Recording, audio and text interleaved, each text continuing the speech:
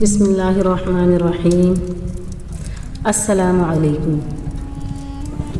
پہلی قسط میں ہم نے یہ دیکھا کہ عرب میں بت پرستی کا آغاز کس طرح سے شروع ہوا۔ آج کی قسط میں ہم کچھ خاص بتوں کے بارے میں دیکھیں گے جس کی عرب کے لوگ الگ الگ علاقوں میں اور الگ الگ قبیلے میں عبادت کیا کرتے تھے۔ سب سے پہلے اسف اور نائلہ۔ اسف اور نائلہ دو بت تھے جن کی عبادت قریش کے لوگ کیا کرتے تھے۔ اسلامی روایات اور تاریخی ذرائع کے مطابق یہ اصل میں انسان تھے جنہیں سزا کے طور پر پتھر میں بدل دیا گیا تھا۔ اسف اور نائلہ جو ہم قبیلے کے ایک مرد اور عورت تھے، انہوں نے خانہ کعبہ کے اندر زنا کیا تھا اور اللہ تعالیٰ کی طرف سے سزا کے طور پر پتھر میں تبدیل کر دیے گئے۔ بعد میں آنے والی نسلوں کے لیے انہیں عبرت کے طور پر صفا اور مروہ پہاڑیوں پر رکھا گیا۔ اسف کو صفا پر اور نائلہ کو مروہ پر رکھا گیا، مگر بعد میں لوگوں نے ان کی عبادت شروع کر دی اور بعض اوقات ان کے لیے قربانیاں بھی دی جانے لگیں۔ بعد میں عمرو بن لحی نے ان دونوں کو صفا اور مروہ سے ہٹا کر زمزم کے کنویں کے قریب رکھ دیا۔ With but. ود محبت اور دوستی کا معبود تھا اور اس کی عبادت خاص طور پر بنو کلب قبیلے کے لوگ کیا کرتے تھے۔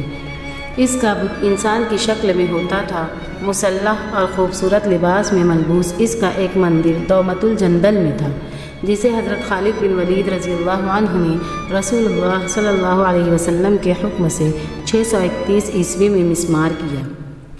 یغوث بت۔ یغوث طاقت، حوصلہ اور جنگ سے متعلق بت تھا اور خاص طور پر مراد قبیلے کے لوگ یمن میں اس کی عبادت کرتے تھے۔ یغوث کو شیر کی شکل میں دکھایا جاتا تھا۔ یعوق۔ یعوق بت کی عبادت حیوان قبیلے نے کی جو یمن میں ہمدان قبیلے کی ایک شاخ تھا۔ یعوق کا بت گھوڑے کی شکل میں بنایا گیا تھا جو طاقت اور تیز رفتاری کی علامت تھا۔ نصر بت۔ نصر بت کی عبادت ہمیار قبیلے کے لوگ کرتے تھے جو عرب کے شمالی علاقوں میں رہتے تھے۔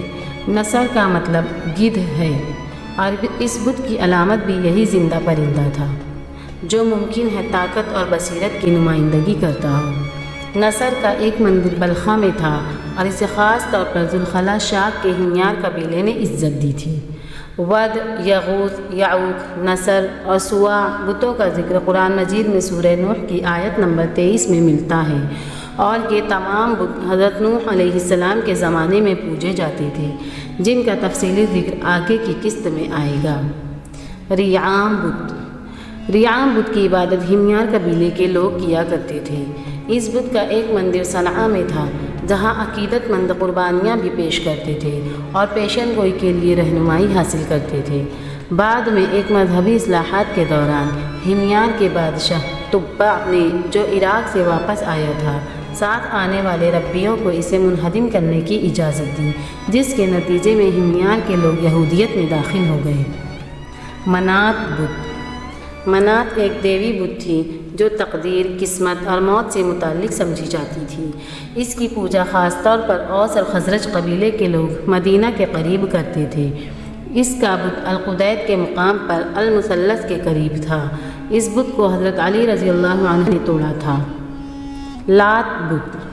لات ایک دیوی بت تھی جو زراعت کی پیداوار، حفاظت اور مادریت کی نمائندگی کرتی تھی۔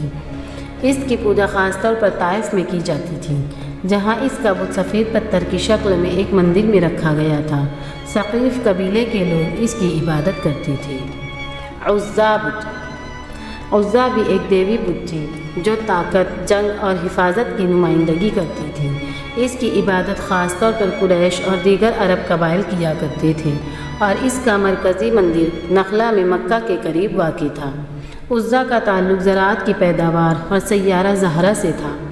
لات، عزا اور منات کا ذکر قرآن میں سورہ نجم کی آیت نمبر 19 اور 20 میں آیا ہے۔ ذوالخلاصہ بت۔ ذوالخلاصہ ایک بت تھا جسے یمن کا کعبہ کہا جاتا تھا اور اسے پاکیزگی اور الہامی رہنمائی کی علامت سمجھا جاتا تھا۔ اس کی عبادت دوس، خثعم اور بجیلہ قبیلوں نے تبالہ میں ایک مقام پر کی جہاں لوگ کعبہ کی طرح رسومات ادا کیا کرتے تھے۔ اس بت کو حضرت جریر بن عبداللہ رضی اللہ عنہ نے توڑا تھا۔